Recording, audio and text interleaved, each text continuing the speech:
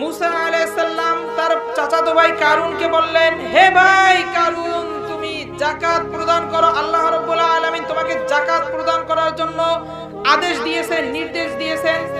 আর কারুনের সম্পদ কত শুনবেন আপনারা? এই কারুনের সম্পদ কত আপনারা শুনবেন?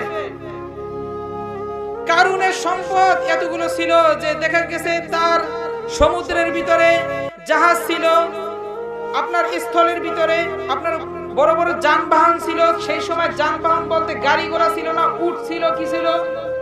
উট ছিল, যানবাহন, ঘোড়া ছিল। এরকমের অনেক বিঘায় বিঘায় আপনার কানিতে কানিতে এরকমের সম্পদ ছিল। তার সম্পদকে লুকিয়ে রাখার জন্য, স্বর্ণ মুদ্রাকে লুকিয়ে রাখার জন্য চাবির ছোরা ব্যবহার করি না আমরা? এই চাবির ছোরানি টানার জন্য, এটাকে রক্ষণাবেক্ষণ করার জন্য 70টা আপনার লাগতো, উট লাগতো। বলি সুবহানাল্লাহ। তাহলে কত সম্পদ ছিল? কারণ চিন্তা ভাবনা করে দেখে, হিসাব নিকাশ করে দেখে, আমি যদি যাকাত প্রদান করি আমার থেকে শত শত কোটি কোটি টাকা চলে যাবে, আমি যাকাত দিতে পারবো না। মুসা আলাইহিস সালাম দিনের পর দিন আসতেছে, একদিনের পর একদিন আসতেছে। তারপরে বলে যে তুমি কখন যাকাত আদায় করবা? কারণ মাশাআল্লাহ প্রতিদিনই বলে আমি আগামীকাল। শেষ দিন যখন পৌঁছলো তখন দেখা গেল কারণকে বলতেছে, হে ভাই তুমি যাকাত প্রদান করবা কি করবা না? তুমি আজকে লাস্ট ডেট দাও। সাথে সাথে সে বলল, আমি কিভাবে যাকাত দেব? আমার তো অনেক টাকা চলে যাবে, আমার আছে মাত্র অল্প কিছু টাকা। বলি আস্তাগফিরুল্লাহ।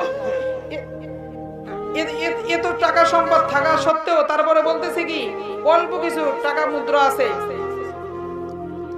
তারপরে মুসা আলাইহিস সালাম বললেন, হে ভাই সাবধান, আমার চাচাতো ভাই তুমি সাবধান, আমি বলতেছি তুমি যাকাত প্রদান করো, অন্যথায় তোমার উপর আযাব আসবে। পরবর্তীতে দেখা গেল তার সম্পদ সহ হাঁটু পর্যন্ত গেড়ে গেল, তারপরে দেখা গেল কোমর পর্যন্ত গেড়ে গেল। তখন কারণ বলতেছে, হে মুসা, তুমি আমার সম্পদ নেয়ার লেগে আমাকে ডুবাই দিতেছো, পারবা না, কারণ চাবিগুলো সব আমার কাছে।